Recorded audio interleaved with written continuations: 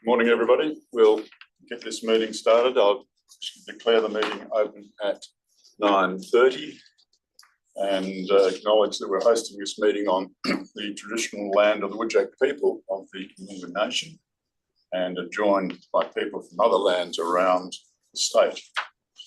We acknowledge the Aboriginal people as the traditional custodians of Western Australia, pay respects to elders past, present, and the ongoing connection between people, land, waters and community.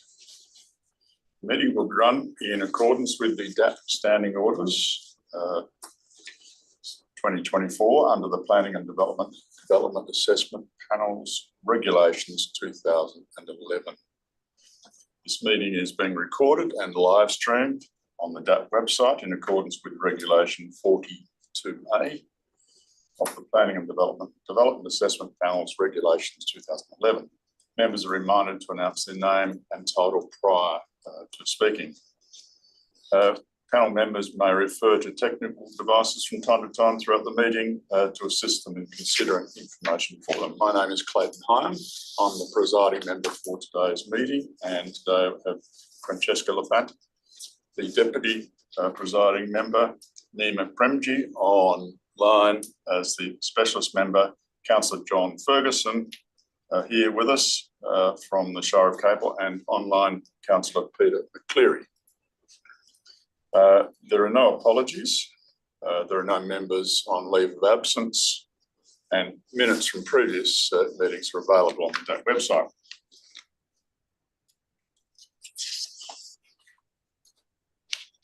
We'll move to part B of the meeting of the agenda. I'm seeking declaration of due consideration. All members familiar with the material before you today. If you could indicate with a show of hands, thank you. Yes, thank you very much. Disclosures of interest. Are there any disclosures of interest? Councillors, did this go to a council meeting? No. No. Okay, thank you. All right, no disclosures of interest. There are no presentations today. However, the applicant is available online to answer any questions. Are there any questions of the applicant? Yes, Fran. I have a question to the applicant. It's the same question that I have to Shire officers. It's a clarification on proposal details, scale and timeframe. I'm seeking clarification about the application period. So condition 1 talks about a period of up to 8 years. I note that the applicant report, version 4 of the 21st of the 1st, 2025, talks about the application period as being 5 years. That's my first part of my question on timeframe. And on scale, the body of the RA refers to the lifespan of the project as 2 years. Those are on page 2 with staging on, they talk about staging of it. And the other issue in terms of timeframe and scale is in the report, applicant report, page 60, electronic page 60, it talks about a total maximum volume of sand to be removed is 200,000 cubic metres, with up to 200,000 cubic metres excavated each year, depending on supply. So what I'm really trying to clarify is what is the maximum amount of material that's being taken, and what is the time frame, and how does that relate to condition 1, which talks about an overall 8-year time frame. Over to applicant, and I have exactly the same question to Shire officers. Kirsten, do you want that one, or I'll take that one? Sorry. Yeah, sure. So we're looking at excavating in the order of 200,000 cubic metres. It is estimated that that would take approximately 5 years, but it's really dependent on supply and demand. Generally what happens is there's obviously the permit to commence conditions that need to be completed prior to any excavation works occurring. So that's road upgrade works, which are actually required in this instance. and any other sort of works that are required prior to the commencement of any excavation work. So, and that normally does take around 6 months to possibly a year, depending on the requirements. And then in addition to that, there's obviously the rehabilitation requirements. So once excavation has been completed, while rehabilitation is proposed to be undertaken on a progressive basis, but there still is that final year of rehabilitation which is required. So that's why we do support the 8 years, because it does just give a little bit of leeway for those matters. Okay, further questions? Yes, councillor. Thank you, Mr. Presiding Member. Look, my question is not unrelated to what the Deputy Presiding Member just asked. In reading the documents, there seems to be some confusion as to the available mineable, extractable material. In one part, it says 200,000 cubic metres, but I do note, and I can't spot the actual item, but somewhere else it says 400,000 cubic metres. And indeed, one of the tables presented in the attached reports says that if you optimise the truck movements at the 150 per day, you're going to exhaust the 200,000 cubic metres within the year. So can you clarify for the panel what the actual assessment of the ore body is, or the recoverable body is? I'll take that one. Hi, Lisa from Law and Civil. There is 400,000 cubic metres of sand there, absolutely. It's a hill. Are we allowed to take that? Probably not. So already with the change in the batters from the 1 in 4 to the 1 in 6, so that already means that there's a considerable amount of sand left behind. We've shifted the footprint to satisfy DWER with the clearances, with groundwater levels, not a problem. Again, more sand is being left there. We've gone for 200,000 cubic metres. There is not an intentional subterfuge here. We're not trying to hide what we're taking. The reality is this is the first step. The second step would be either it's called a permit to commence or the licence. We don't know all of the conditions yet, because if you look with what the Shire of Capel's given us, there are plans to their satisfaction. So we will now be submitting plans to their satisfaction. We don't quite know what that will entail or how much time we're going to have to spend preparing plans, engaging consultants. That's an unknown quantity for us. So hence we're asking for the 8 years. In terms of the demand for the sand, Shire of Capel representatives, you would know, with the Bustleton bypass, the duplication works, Bunbury Outer Ring Road, we could have emptied this pit multiple times over in the last 4 years. We already have main roads knocking on our door. We have an absolute dire need for this material down here. So we are not aiming at getting 150 trucks out to clear this in a year. We're aiming at, doing good work with it and not sort of seeing it wasted. But the reality is, yes, we possibly could clear it inside a year. We aren't necessarily aiming to, because we don't really want 150 trucks going out, but will it be cleared inside 5 years? Definitely.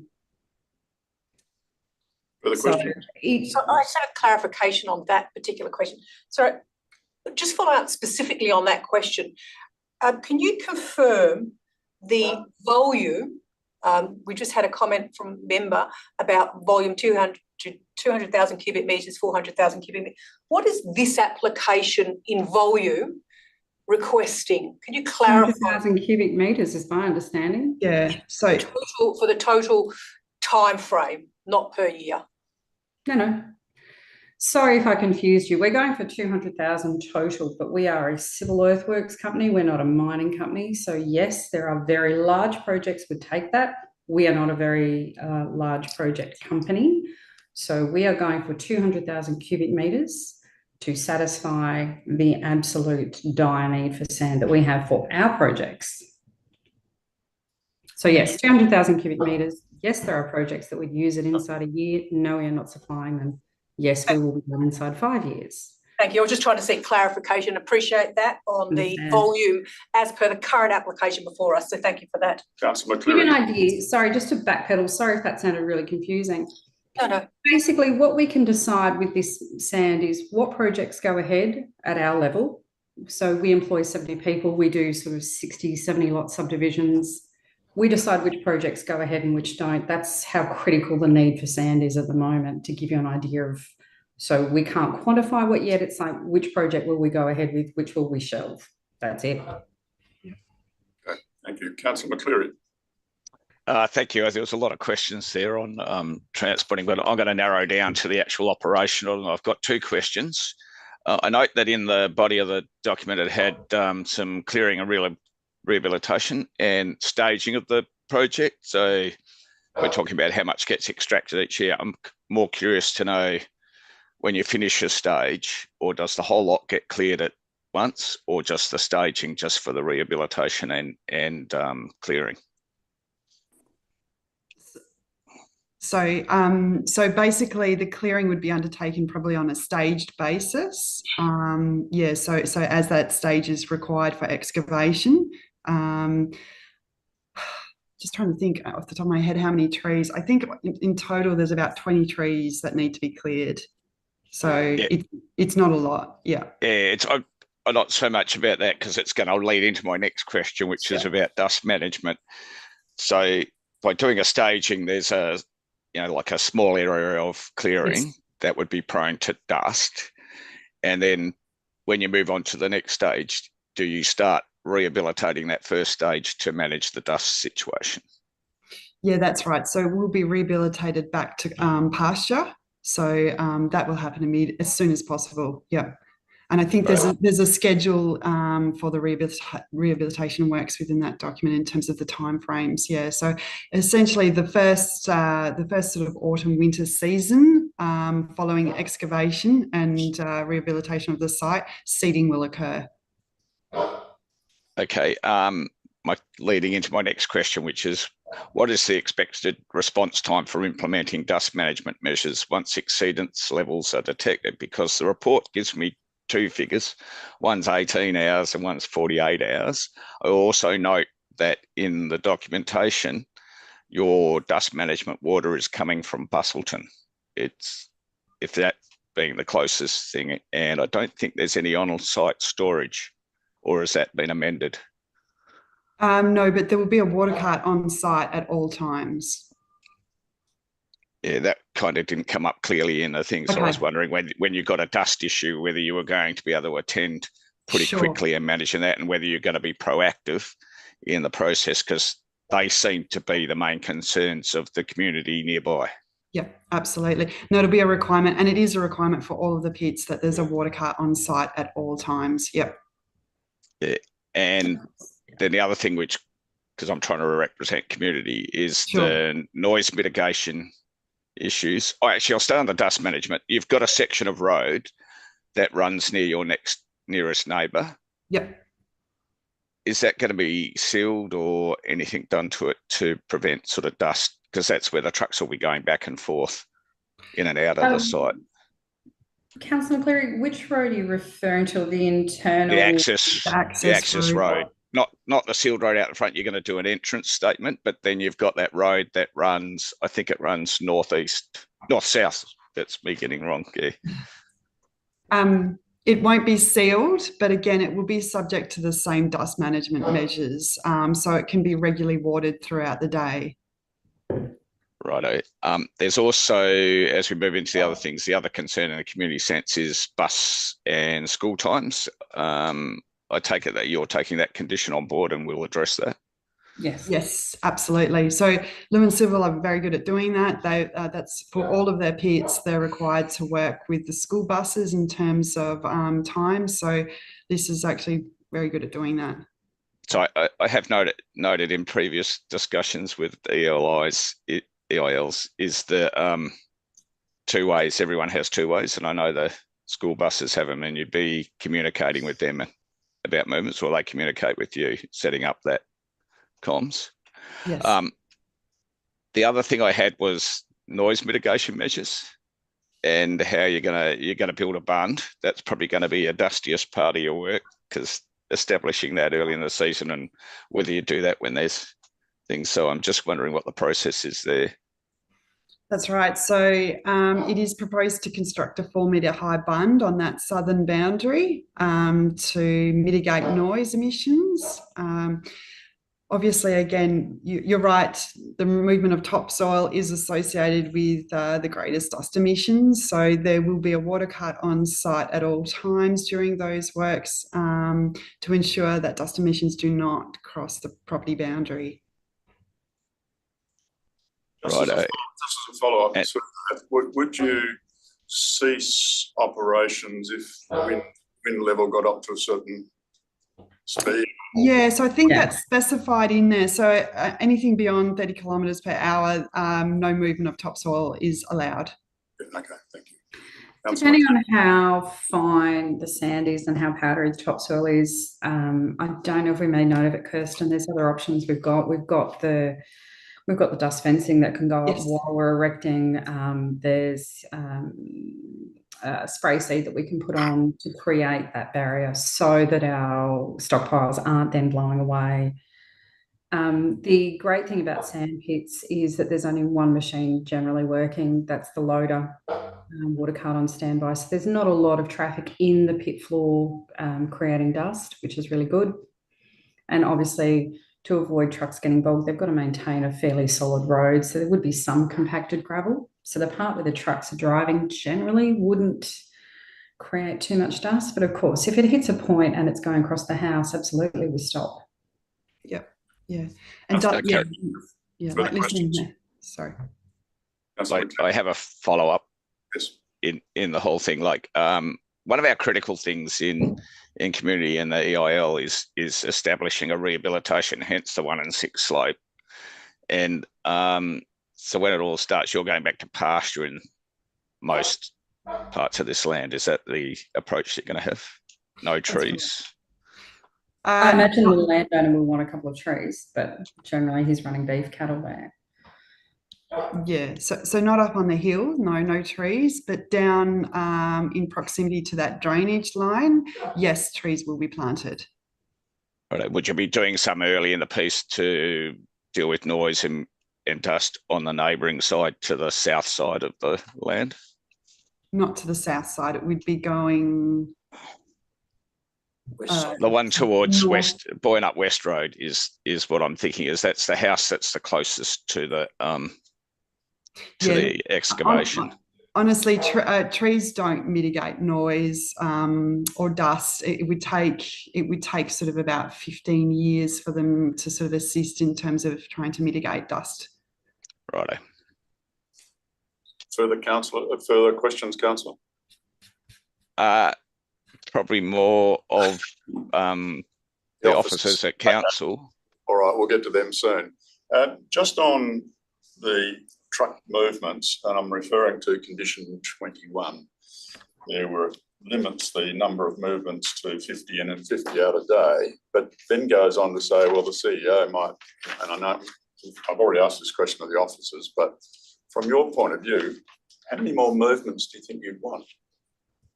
Possibly. I mean, look, that's purely a caveat, a scope room for a campaign. We'd call it a campaign.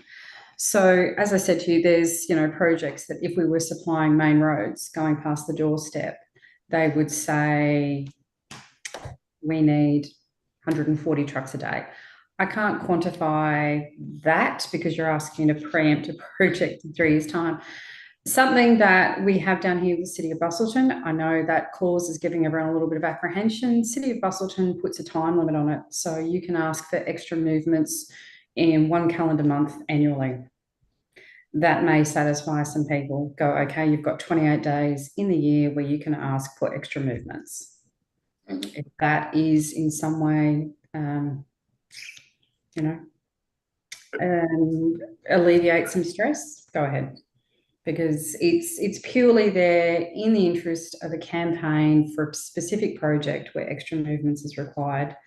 And it wouldn't be that every other day of the year we're operating that we do have 100 movements going in and out. That's absolutely not realistic. Sand won't be moving at all over winter. It'll just be loaded with water. So. Okay. All right, thank you. Any further questions of the applicants? Yes, councillor. Thank you, Mr. Presiding Member. Picking up on what Councillor McCleary's raised regarding the dust issues, and if you read the comments from the residents in the 1 kilometre radius that were advised of this particular project. That's the major concern. What seems to be to me, and I'll invite response from the applicant and their consultants, that the only way you can actually complain about the dust is to fill in a piece of paper and submit it to the Shire.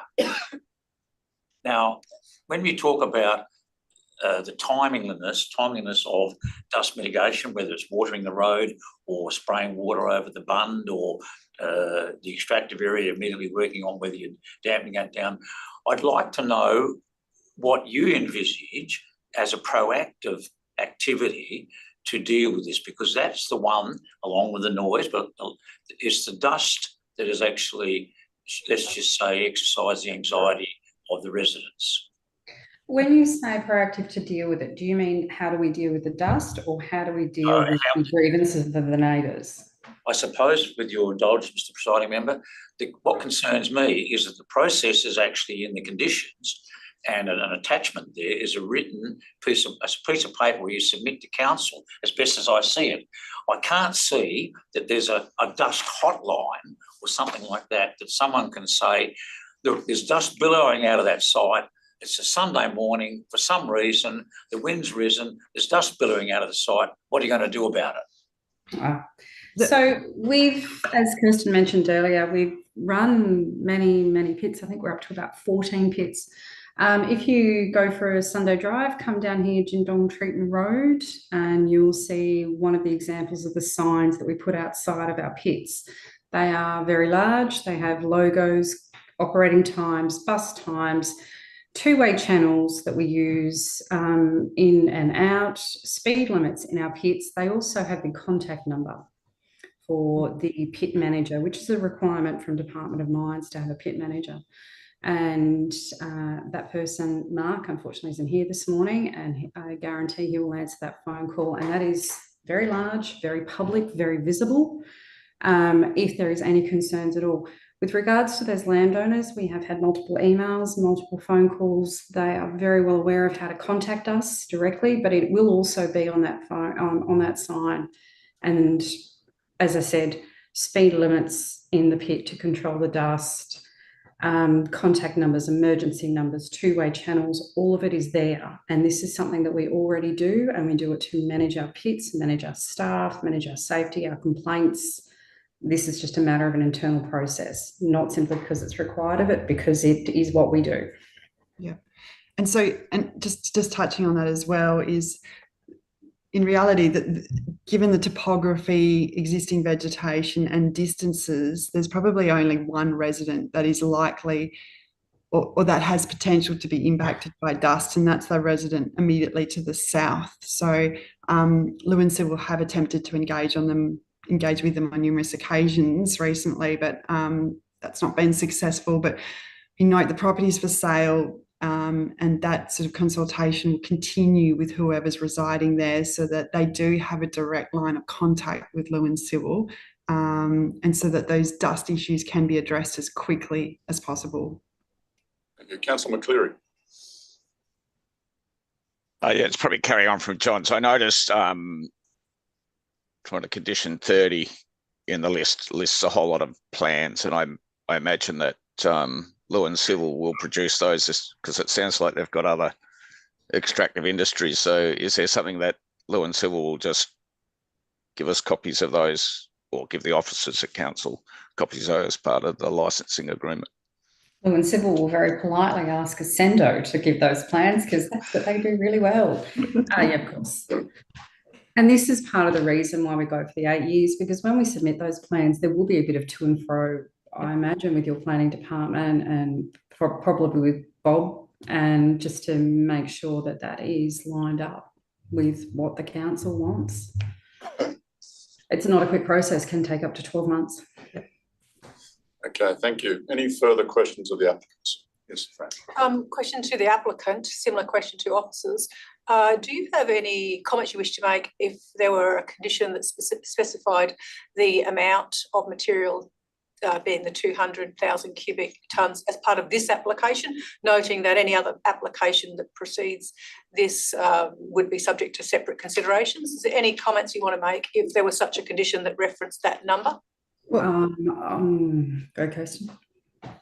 I'm just not sure what sort of value that actually provides. If we've provided limitations on truck movements, you can only operate for a certain number of years.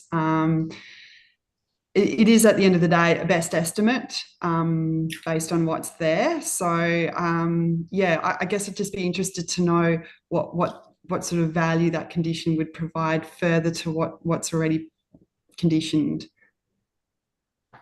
Further questions? I'll comment when I speak. Yes, right. No, I'll comment when I speak. Okay. Sorry. Thank you, Mr. Presiding Member. It's still not clear to me that, notwithstanding the goodwill stated here today of the applicant, that they will actually, provide a number to an affected resident should there be a dust issue.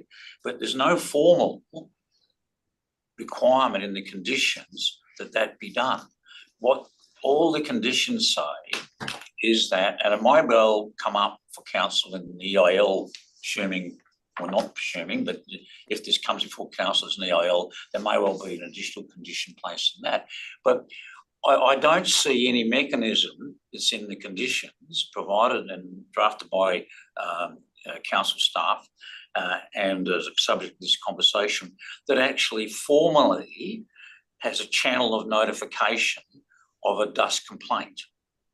Now, I don't know whether the applicant would consider the inclusion of a particular clause that gave them access to a hotline, because I think the technical issue that you can wait variously up to 48 hours, depending on which section of the report you read, and that it's done in writing to council as the formal way that you raise a dust complaint. I actually am very concerned about that, given that the community comment in respect to this particular proposal is around those two issues of dust and noise. And it seems to me haven't quite got across how you deal with the dust issue. So I'd appreciate any further response on that. Yeah, of course. And you're more than welcome to pop a clause in there, but it'll probably be repeated by the dust management plan that we're going to be required to submit. So 30A, we give you a dust management plan, and as part of that will be how we internally manage it. So we won't be relying on the council notifying us that there's a problem. So that won't be necessarily internally what we're doing. It's great that you guys are informed if there is a problem, but we won't be going, oh, well, Shire of Capel hasn't spoken to us, it's not an issue. So typically in our dust management plan, please correct me if I miss anything, Kirsten, there will be a whole bunch of things that we look for, and most easily is the visual test. If our guys are going, hang on, I can see quite a few particles of dust going that way, it's a little bit hard to see, then there's a whole bunch of steps that we engage that happens even before. Sorry to interrupt. This is just Laura from the DAP Secretariat. They've actually lost connection in the meeting room. So if you can just bear with us one moment while we get them back up and get the panel back involved. Sorry. That's okay.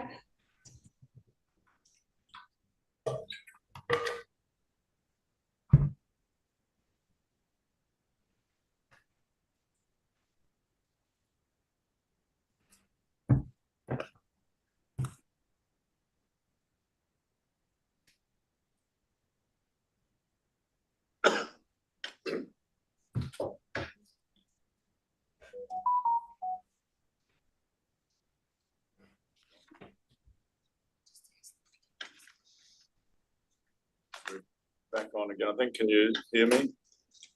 Just indicate. Yeah, good. Thank you. All right. Where were we? I'm fine. You're fine. Okay. All right. Any further questions? I might just say, Mr. Presiding Member, that the answer in respect to the dust management plan being submitted with the EIL goes a long way towards satisfying my query. Okay. All right. Thank you. Being no further questions of the applicant, we'll move to. Yes, there is. If I may, or the council officer. council officers, that's where I'm going. Councillor. Yes, Councillor any officer. questions of the council officers? Yes, look, I'm very concerned about this issue in condition 5. And that a minimum, and I read the pit floor depth. Well, I'm not an expert and I can't really comment about that because someone will be doing, geological surveys to actually determine and assess that. But it says that at a minimum 1 metre above the current maximum groundwater level. Now, our local planning policy of the Shire says 2 metres. When you read the DEWA report on it, they don't say, we think a metre's fine. What they say is, we actually believe that's the absolute minimum, more or less, is the words they use. And I would propose that the limit be maintained at the council's policy level of 2 metres. But before taking that on board, I'd like to hear the council officer's response to that, because I can't understand why a council policy, local law policy, hasn't been incorporated into the conditions. Yeah, thanks, Councillor Ferguson. So essentially, the local law did require a minimum of 2 metres in terms of the groundwater separation for previous extractive industries. I suppose a bit of context around the introduction of our local planning policy was to provide a level of discretion where we could allow for these figures to be varied based upon more statistical and contemporary data to come to the fore. Essentially, what that's resulted in is there is an ability to look at a reduced minimum. However, in terms of the overall data that had to be provided, we had gone back to the applicant numerous occasions. Hence the reason why this report has been, I suppose, stalled for some time. Now, from a historical perspective, we required at least 2 metres of groundwater data to be produced in order to have a more actual understanding in terms of where those water tables would end up being. So the fact that given the lack of fluctuation in terms of groundwater throughout those last few years has provided a level of certainty for Shire staff to enable to see a reduction in that overall figure. So with the separation, we are comfortable at the 1 metre at this point in time. And it has been a consistent approach with a number of extractive industries that we've had over the last 2 years since the introduction of our local planning policy. With regards to that local law, yes, there was obviously a requirement for 2 metres minimum. However, as it is with planning, there's not necessarily a one best fit approach with all applications, and we felt that given the consistency of the data that would be provided to this point in time, we're relatively comfortable that they would look to maintain that 1 metre minimum separation without necessarily intercepting the water table. Is it possible to provide any further commentary from the applicant on that matter? Yes. Thank you. So obviously some groundwater monitoring was undertaken last winter, site-specific groundwater monitoring. And based on the results, we actually proposed to excavate 1 metre lower than what's conditioned. But DWR they want some additional data, which is fine. We can do that in subsequent winters. So the 1 metre separation is the very minimum. It's more likely to be 2 in this instance anyway. And then look, we work with DWR very closely in terms of the groundwater monitoring requirements and separations, and they've often accepted 0.5 metre separation. It's variable depending on the site characteristics and the context of the site in relation to any sort of wetlands or watercourses of conservation significance as well. So yeah, I think the 2 metre that separation that originally came from a water quality protection note associated with drinking water catchment areas. And that's sort of been included in the scheme, which, yeah, I think we've commented on before. But yeah, that's just a bit of background on that matter. Okay, thank you very much. Further questions of the officers? Councillor McCleary. Oh, sorry, Nima, I'll come to you next. Councillor Just McCleary. getting my unmute button on there. Thank you, presiding member. Look, I do note item 5, and it sets a pit floor depth of 15 metres AHD. So I'm just hearing that conversation before, but it's based on maximum groundwater level. So that would depend on what the maximum ground level was found out in the reporting and stuff. So I suspect it's charged on that. And I think some of the other things that, but anyway, with the officers, I think they've answered the question and a bit of input from them quite well.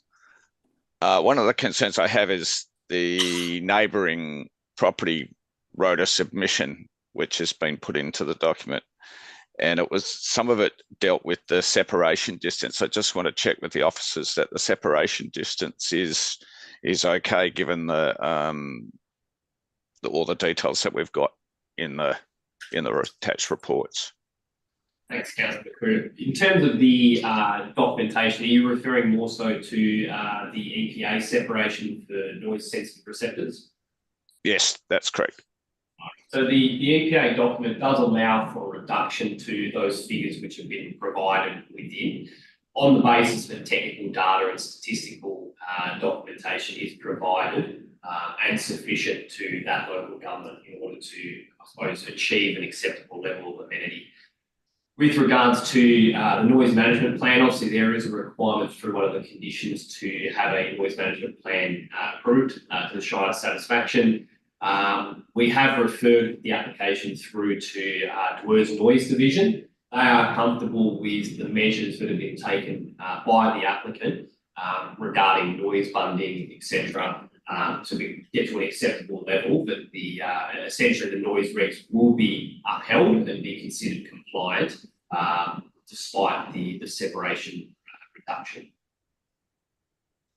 Okay, thank you. Okay, look, just as a, and I might be taking Councillor Ferguson's stealing his thunder here, but Scott, are you comfortable you've got all the resources necessary to monitor all the conditions that are being imposed here? Yeah, very comfortable. At this point in time, I would say that our engineering and works team, as well as our planning department, have grown probably 1.5 times in the last 18 months through FTE. There's an acknowledgement that we are working really closely with our engineering and works team, who are the department that essentially governs the licence component to extractive industries. We've written some really contemporary policies and procedures over the last 6 to 12 months, particularly around the annual auditing, some of the bonding associated with the more riskier elements of, I suppose, batter slopes, rehabilitation. And then also too, I think in regards to figuring out ways in which is best practice and obviously alleviating the risks associated with the Shire when non-compliance occurs, that's a massive reason why through our local planning policy we've introduced the 8-year development approval, which was obviously being questioned at the start of the meeting.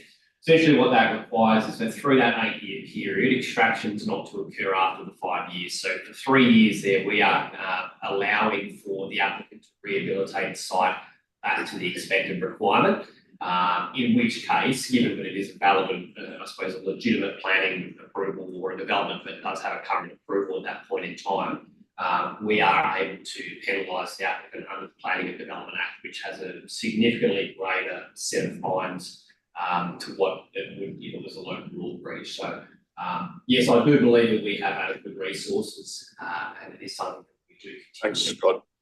Nima. Yes, thank you, presiding member. A few questions. Number one, condition 12 is to do with the extractive industry licence. I'm agreeable to that condition, but you've said to the satisfaction of the Shire. Does it need to also include DEWA?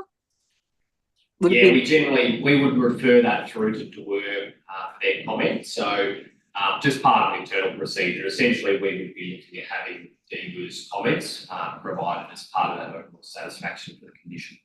Okay. My second question is condition 29. I do realise that Lisa did give a good explanation how they communicate with the bus operators. Sometimes I've come across conditions where they're actually put in the times when the trucks are not on the road or something like that. Why wasn't it done here, or do you have another procedure in here? Look, with regards to the time, sometimes it can be quite difficult to write up a condition, particularly in the event that there is, I suppose, several circumstances where buses may not run. So, for example, we've had instances where we've applied a condition like that and say, for example, it's been school holidays or it's been a bus route that's been changed. The applicant then has to obviously go back through to the development approval side of things and get an amendment to the condition. So we've felt that probably best to leave that, I suppose, relatively open. Look, I do appreciate that with conditions, there's the general understanding of the condition is to have it watertight. But from our perspective, we felt that that was also a really significant impediment in the overall planning and approval side of things in the past when we've gone down to the nth degree of including times, etc. Okay. Can I just confirm that, Nima? We had an instance, rural roads particularly, families move in, families move out, kids graduate or move up, bus times change. We had one where down here, City of Busselton, we had a really prescribed time. Families moved and we modified our truck time so that we're not interacting with buses at all, but we were then in conflict of our DA conditions and it took 12 months to have that appealed. So we now have a situation down here in Busselton where we confirm our bus times with the bus companies every term and then email that to the compliance department, and that works quite well. Okay, thank you. And my last question, it's going back to, I think it was the condition about vehicles, number 21 or whatever. It was also in the R13. You've said it's going to go to the Shire, of course, depending on which route the trucks take. Do you have to go to main roads to get an approval? No, so essentially this is a condition which we've applied on 2 applications in the past. And it actually has held up in the State Administrative Tribunal as a result of applying a condition for such a requirement. Look, we do appreciate with operators there'll be times where they have to put out for a tender, in which case they have to meet a particular extraction yield within a certain time frame, and that's obviously going to have implications on their truck numbers as well as what they'd be looking to excavate from the site. With that, look, from a local business perspective, we are wanting to be helpful, and for that reason, we look to try and apply this condition in the instance where it is for a reasonable time frame. We would potentially allow for any variations in this condition. And we'd have to obviously, I suppose, a discussion firstly is held internally in terms of whether or not we would be looking to support such a hike or increase in truck numbers. And it just allows us to have consideration for some of the more political elements, and whether or not, you know, for example, if it is a pit close to residential, how that would potentially look, how the issues or the impacts could potentially be felt across that community. Look, in an instance like this, something with a proximity so close to bus or highway or a major network, is that going to have a substantial difference or implication in terms of amenities, what a typically river would say out the back of Shire, for example. So by us allowing them to come to us with a case and additional justification, we can consider a greater truck number to what has been approved. But yeah, also, you know, from the Shire's perspective, the CEO would generally canvass council in terms of what their considerations are. We should be able to provide something which we feel as though would be appropriate for those circumstances. Thank you. Thank you, Presiding Member. Any further questions of the officers? Yes, Fran. I have a question to the officers. My question is specifically about the same question I had to the applicant. It's around volume, total volume of sand. That's the subject of this proposal. And that, as I understand, has been clarified today, is 200,000 cubic metres, unless otherwise approved by a separate process. Do you have any comments to make on that or state on that? And do you have any comments if it was to be imposed as a condition? Look, in terms of the way in which the report's been written, obviously we do understand there's an inconsistency between 400,000 and 200,000. The report's office and the office's recommendation has been on the basis of 200,000 tonnes of sand. I know in the report it had mentioned 400,000. I believe the intent of including that was more so what the lot could potentially yield if it was an unfettered approval. With regards to, I suppose, conditioning that tonnage per year, I suppose the only concern that I've got is that if there is periods of time where it is substantially wet in winter or there for some unknown circumstances, the operator's not able to extract as per what their intentions would be, you could end up with a scenario where they're not meeting their tonnage and they would be capped through truck figures. So unless they came and applied to us for a variation for the truck figures to actually extract that material and get it off site, they may end up in a position that at the end of their financial fiscal year, they could have a situation where they haven't extracted and they haven't met the obligations of their contractors. Questions? No. Councillor. Thank you, Mr. Presiding Member. I guess this is both to the council officer and to the applicant. Condition 24, the hours of operation 7 a.m. to 7 p.m. Monday to Friday, 7 a.m. to 1 p.m. Saturday. No operation to operators should be permitted on Sunday public holidays.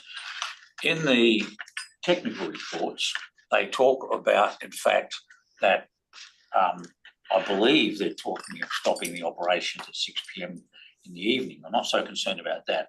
But I am concerned that they actually say in the reports that they will not do any extraction on the Saturday and they would be restricted to rehabilitation. That's not in the condition. So I would be proposing that there be a condition when we get to that point that restrict their activities on the Saturday to rehabilitation and maintenance. And I wonder if there's any comment on that from the panel, from the submitter. Lisa, would you like to respond to that one? Do you have of any course. comment on that? That's a really easy one to answer. We are more than happy to abide by that condition. We've left that there as a scope for the, oh my goodness, someone just needs a truck of sand on Saturday. But the reality is, no, we're not working our guys 7 till 7 on Saturdays because they will quite simply hop on a plane and go FIFO if we're going to ask them to do that. That was just, that's the absolute worst case scenario. If we can do that, our standards would be 7 till 5:30, and yes, the Saturday would be there as a once in a blue moon if we need it. But if you want to put it to rehab only, then it lines up with every other extractive industry that we've got. Exactly. So we're more than happy if you want to pop one in there. I'm wondering in that case, Scott, would you mind drafting a condition for Councillor Ferguson? I can quote you. You've got, okay. Got one already. Just have one here. The hours of operation should be 7 a.m. to 7 p.m. Monday to Friday, 7 a.m. to 12 p.m. Saturday. Now, I'm not concerned whether it's 1 p.m. Would you prefer 1 p.m.? Yeah, let's go 1 p.m. If it's very hot, yeah. No operation shall be omitted on Sunday or public holidays. Works on Saturdays should be limited to site maintenance and rehabilitation works. So it's actually the addition of that second sentence, Mr. Right. and that's fine. That's fine. Right, any further questions of the officers? No. Thank you. Thanks, Scott. We'll move on. We have a responsible authority report with a recommendation for approval and a number of conditions. I'm going to ask for a mover and a seconder for the published recommendation. Thank you, Councillor McCleary, moving it, and seconded, Councillor. Yes, thank you, Councillor Ferguson. Councillor McCleary as the mover. Thank you, Presiding Member. I take it we're going to put an amendment in there at some stage, which seems everyone was happy to look. Reading through the report and listening to the applicant and the comments made today, I'm comfortable with the conditions that are set. I feel that they've addressed the concerns of the neighbour, and I just based on the discussions today, the critical points in item 30 or condition 30 will be addressed to administer those things, and just by the comments of their current operations in the city of Busselton, saying that they have signage out the front so they can be contacted, which is quite good due diligence in that approach. I'm glad we're adopting the 1.6 slope for land rehabilitation, because that was always a concern on other sites. So look, I commend this list of regulation or conditions, and thank you for the input from those that have been here today. Thank you, Councillor. Councillor Ferguson is seconded. Thank you, Mr. Presiding Member. Look, I support the motion, but I want to foreshadow an amendment. Well, I'm happy if you want to. Okay, the amendment is in condition 5, the maximum pit floor depth shall be 15 metres AHT and a minimum of 2 metres above the current maximum groundwater level. Now, I've already, I suppose, to some extent foreshadowed my anxiety over this issue. It's part of the council's planning policy, and I take the report from, if I may, with your indulgence, Mr. Presiding Member, from the Stinks report of Syrinx. Just before you do go on, I'm going to seek a seconder for that, and then you can speak to it. Is there a seconder for the change to condition 5 from a minimum of 1 metre to a minimum of 2 metres? No seconder for that, so that lapses for the seconder. Yep. Okay, the floor's still with you, Councillor.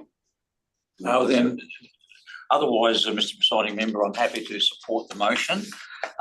There is always the concern about those adjoining residents and the one that's within 140, 150 metres. Don't know that I'm entirely comfortable with the suggestion by the consultants that, well, the property's for sale.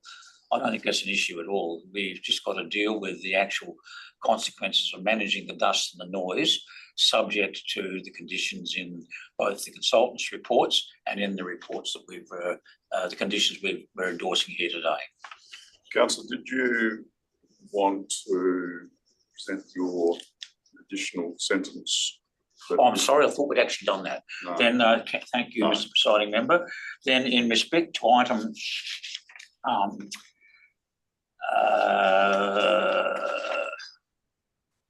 24, condition 24, I would like to amend that to add the words that works on Saturday shall be limited to site maintenance and rehabilitation works. Okay, is there a second for that amendment? Thank you, Councillor McCleary. Any further comment as the No, mover? I think it's self-evident, Mr. Presiding Member. Does anybody want to speak to that? Okay, yes, Nima. Sorry, Presiding Member, I was going to just ask probably a point. In the R13, there was condition number 1 that we asked for an alternate, and condition advised note 15, which is integrated into condition 5. Yeah.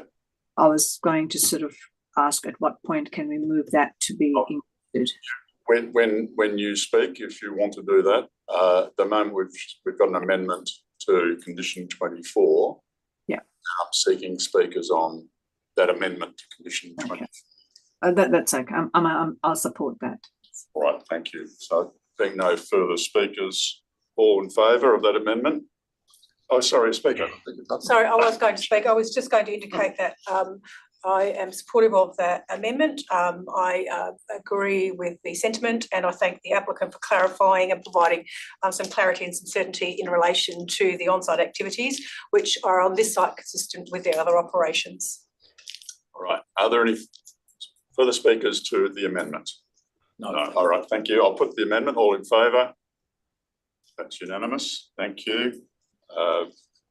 Still with you? No? You've finished speaking? You're done? What else did I have? I don't. It was the member, Ms. Premier, she had a condition. Yeah, no. If you're happy, then we'll move on. Yep. Okay. Further. I'm not happy, but you know, further move on. Further speakers. Nima. Yes, thank you all. I just wanted to do, presiding member, for clarification and for the debate that has already occurred. For condition number 1, we have an alternate that has been provided by the officers, that it constitutes a planning approval only and is valid for a period of 8 years from the date of approval. I think that would just take away some of the confusion that may occur or could potentially occur. And the other one, of course, is in the R13 advice note 15, which is framed as a condition, and the officers have come back where they have incorporated that very well into condition number 5. All right, I might treat those separately. I'll seek a seconder for the change to condition 1. Is there a seconder for that? I'm happy to second that. Okay. Nima, did you want to make any comment? No, thanks. I think we've had enough debate on it. Thank you. Okay, all right. Yes, I think it just clarifies the position. So, makes it your clear. indulgence, Mr. Presiding Member, what in fact are we now determining? Number 1, Go- I go know, back but to what condition changes? 1. We're clarifying that it is an approval for a period of 8 years. As per the R13. Yes, as per the R13, which came in. No, I'm not. I'll speak against it. Okay. So Speakers? we're taking out the words "and is valid for a period of 8 years" and just putting the decision constitutes planning approval only for And a is period valid of 8 years. Yes, that's correct. Okay, thanks. All right. Speakers against? Councillor Fluke. Thank you again, Mr. Presiding Member. Look, I'm not going to support this because I actually, in observing the council's, the Shire's EILs up to this date, most of them have this 2-year period, and it's an element of consistency. And what it does, it actually prevents the potential, not suggesting in this case, but does prevent the potential for, shall we say, banking the opportunities for extractive licenses. Basically, you've got to get your application in and done and approved within 2 years, unless you get an extension from the council under the EIL approval process.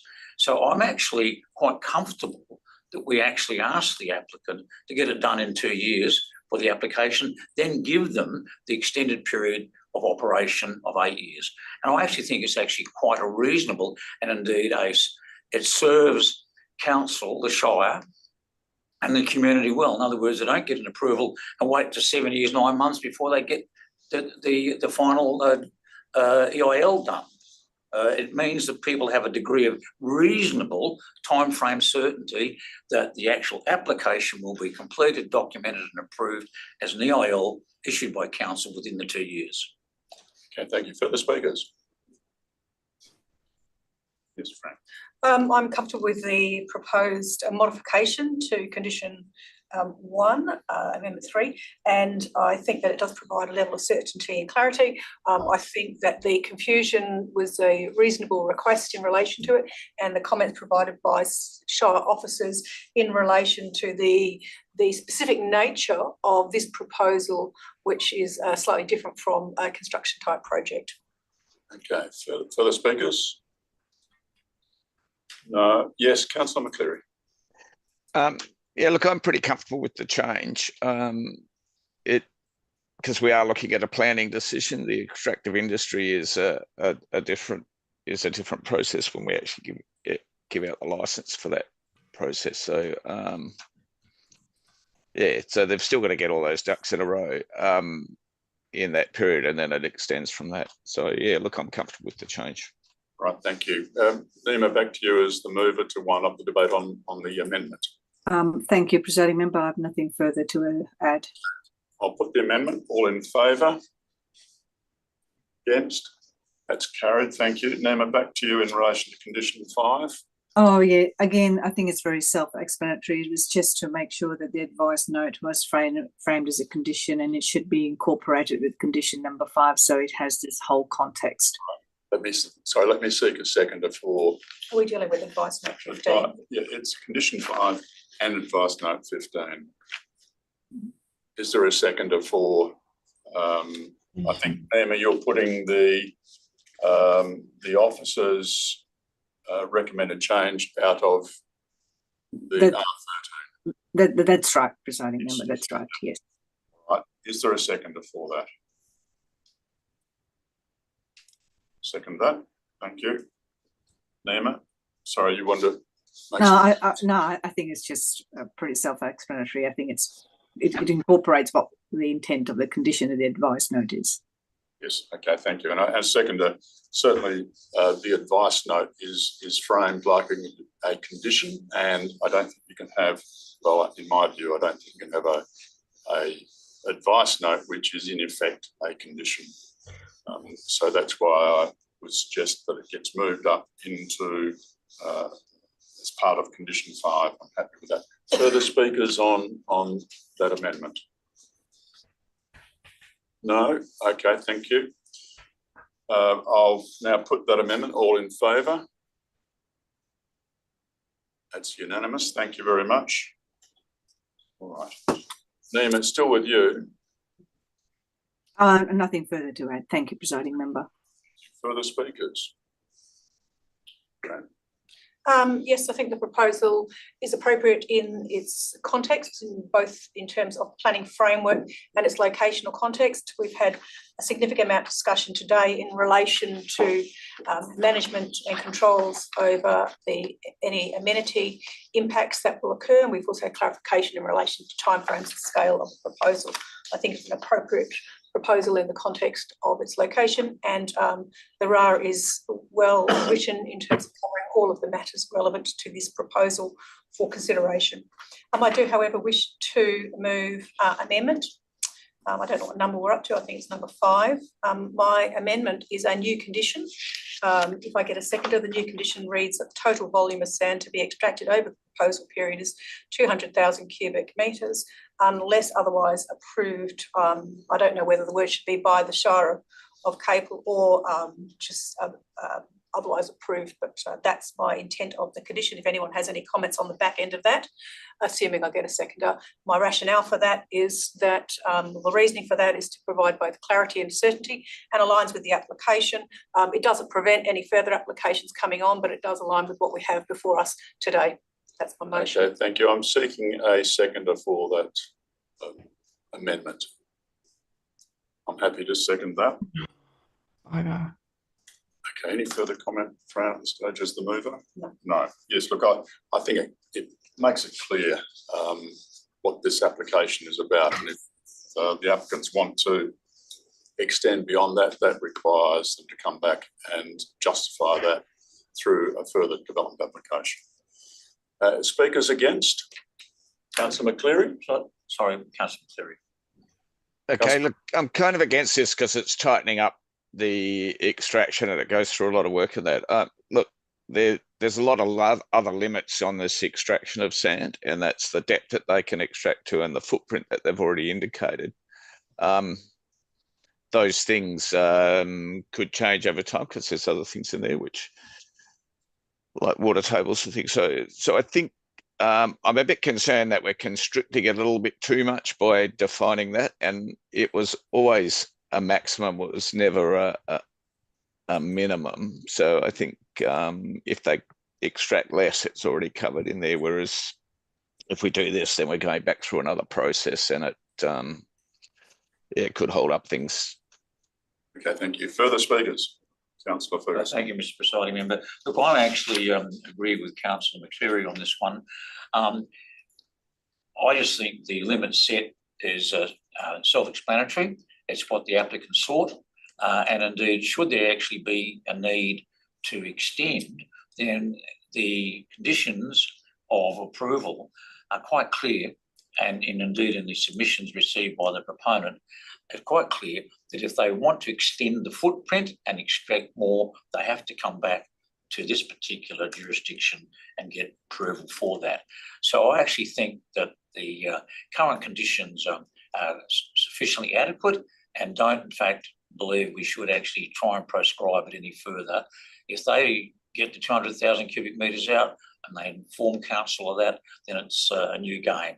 If they get less than that over the time and life of the operation, then that's a matter for the operator, and indeed not something we should particularly concern ourselves with. Okay, Nima. Yes, I support what Councillor Peter McLeary and Councillor said from the Shire of Capel. I do not believe that we should be imposing. I think it is quite clear that looking at 200,000 cubic metres plus, the particular hill they're looking at mining has got maximum 400,000, which is mineable. It may or may not occur. And as both councillors have said, there are enough conditions there that if they need to vary further, they need to go back to the appropriate authorities to get the required approval. Thank you. Thank you. Back to you, Fran, as the mover. Thank you. The rationale for the condition is that during the course of today's discussion, there has been some uncertainty in relation to the comments contained both in the RA and the documentation. And from my perspective, I think it is reasonable to have clarity as to what we are dealing with today, not preventing any future expansion to be agreed at through a separate planning process. And the proposal from my perspective would be that the total maximum volumes as written into condition align with what we've had clarified today's meeting. Thank you. I'll now put that amendment. All in favour? Against? That's lost. 3-2. Thank you. Still with you, Fran. I have a further condition, and that is an amendment, sorry, so not further condition, an amendment. It is, as per the conversation we've had today, it is condition 13. I'm seeking to modify condition 13. Again, thanks to both the applicant in particular in relation to providing clarity on this. And my modification is that a point be included in the dust management plan, the inclusion that requires the inclusion of a contact point and process within the management and the management of complaints, including response timeframes to be provided to the Shire and publicly available. So that's the intent. I'm happy for anyone to reword that if they wish, but that's my intent in order to address the concerns that have been raised today, and it reflects the comments provided to us by applicant that they already do this. I'm happy to second that. You're happy to second that? Okay, so we've got to move. And Councillor Ferguson, thank you. Fran as mover, is there any further comment you want to make? Okay, seconder, Councillor Ferguson. Look, just to confirm through you, Mr. Presiding Member, that this was discussed thoroughly in our discussions with the proponent, and I actually think it's a very sensible thing to do. And as you note from my comments, I was concerned that the actual, so far the conditions are very open, ambiguous and non-specific, and this would actually tighten it up enormously to the satisfaction of the community, in my view, given that the major issue of concern it was the dust mitigation. Thank you. Thank you. Further speakers? Councillor McLeary. Thank you, Presiding Member. Look, I'm okay with it, but I think condition 30 already covered it, and they were going to be dust management plans to the satisfaction of the Shire officers. It just, I suppose it tightens it up a bit more, but I kind of think it was really unnecessary, but I'm okay with the amendment. Thank you. Further speakers? I support it. This is not an unusual addition to whether it's a dust management plan or any other sort of operational plan, because in these instances there needs to be some certainty of what it is that the officers are going to be satisfied by when they get the plan. So I think this just helps, and probably as Councillor McLeary has indicated, it's an additional one. Is it necessary? Well, I think it is. I think it just clarifies the situation for the officers. So back to Fran as the mover to wind up the debate on the amendment. No other comments. Okay, I'll put that. All in favour? That's unanimous. Thank you. Fran, still with you? No further comments. No further comments. Okay, so we'll go back to Councillor McCleary to wind up. Oh, sorry, Fran, Nima, did you speak on this standard motion? Oh, no, I have no intention of saying. I agree with the comments. All right, okay, thank you. Councillor McCleary to wind up debate. Okay, thanks. It's been an interesting debate. I think we've come to, as it stands, a few good amendments that we've got into the process. I think the feedback that we've got from staff and the proponent fits in, and I think this is a suitable outcome for this application. Thank you very much. That ends the debate. I'll now put the motion as amended. All in favour? That's carried unanimously. Thank you very much. Just to finish off the meeting, there's no Form 2 applications. There's no SAT reconsiderations. In other business, there's SAT matters listed there. And I close the meeting at 10:40. Thank you for your attendance. Thank you, Mr. Presiding Member. Thank you.